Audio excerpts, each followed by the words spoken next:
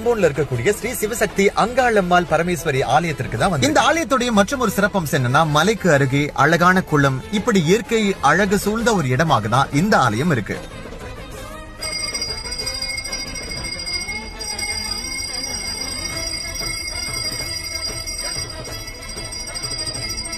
ஆரம்ப காலகட்டத்தில் இந்த ஆலயத்திற்கு பக்கத்தில் இருக்கக்கூடிய ஈயக்குளத்தில் நமது முன்னோர்கள் நிறைய பேர் வேலை செஞ்சிருக்காங்க. அவங்களுடைய பாதுகாப்பு கருதி இங்க ஒரு ஆலயம் அமைக்கணும் அப்படின்னு கடவுளை வேண்டிக்கிட்டாங்க. அப்போ சுயம்பா வந்த ஒரு அம்மன் தான் அங்காளம்மனை வழிபட்டிருக்காங்க. இப்ப நீங்க பாக்குறீங்களே, இவங்க தான் இந்த ஆலயம் தோன்ற முக்கிய காரணமா இருந்திருக்காங்க. இறைவனை தரிசனம் பண்ணிட்ட பிறகு இங்க பின்புறமா வந்தீங்க அப்படின்னா இந்த குளத்துல நிறைய தாமரைகள் மலர்களை வந்து நீங்க பார்த்து ரசிக்கலாம். அதே சமயத்துல மீன்களும் இருக்குங்க. வாய்ப்பு இருந்தா இங்க மீன்களுக்கு உணவு வாங்கி நீங்களே வந்து அதுக்கு உணவளிக்கலாம். அது மட்டும் இல்லாம மாடுகள் இருக்கு, அப்புறம் பறவைகள் நிறைய பறக்கிறத பார்க்க முடியுது. ஒட்டு மொத்தத்துல இயற்கை அழகு சூழ்ந்த ஒரு ஆலயமாக தான் இந்த தம்போன்ல இருக்கக்கூடிய ஸ்ரீ அங்காளம்மாள் ஆலயம் அமைகின்றது. இங்க